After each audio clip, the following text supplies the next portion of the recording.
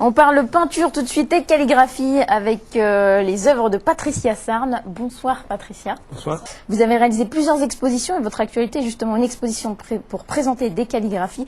On va regarder tout de suite une séquence filmée à Chimazarin avec la danseuse Linda Betty. On se retrouve juste après.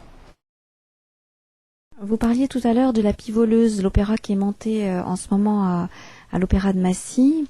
J'ai beaucoup dessiné des créations, des chorégraphies de Christine Bastin et de Joseph Russillo pour notamment le Requiem de Fauré.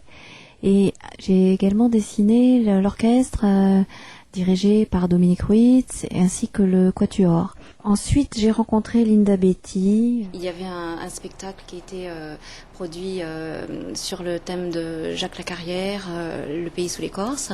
J'ai fait des dessins et puis ensuite j'ai fait des prises de vue et puis le montage est venu très rapidement. Donc vous avez amené votre matériel Ah oui, absolument, oui. Bon, j'ai assisté quand même à plusieurs répétitions et puis ensuite j'ai filmé pendant le spectacle.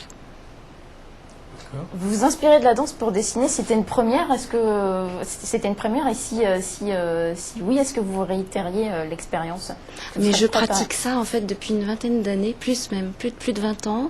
J'ai commencé par des croquis d'aïkido, ensuite la danse, les musiciens, des vols de mouettes. Ah oui, d'accord. En fait, ce qui m'intéresse, c'est le mouvement, capter l'instant.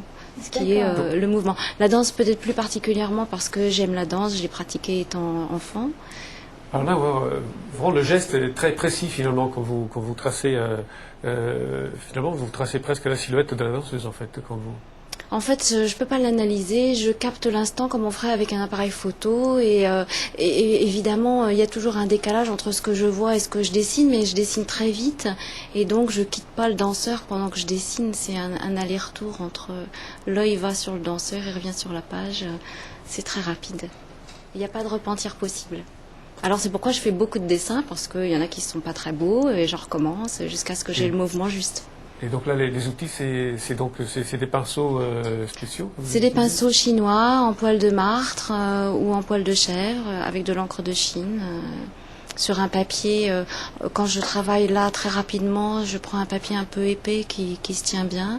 Sinon, quand il s'agit de calligraphie chinoise, je prends un papier chinois qu'on appelle traditionnellement papier de riz, qui est plus fin. Est-ce que vous vous laissez guider de la même manière, que ce soit de la danse ou de l'aïkido ou autre chose? Ah oui, il n'y a pas de réflexion possible, c'est juste saisir l'instant. Donc, comme je ne réfléchis pas, je regarde, je dessine.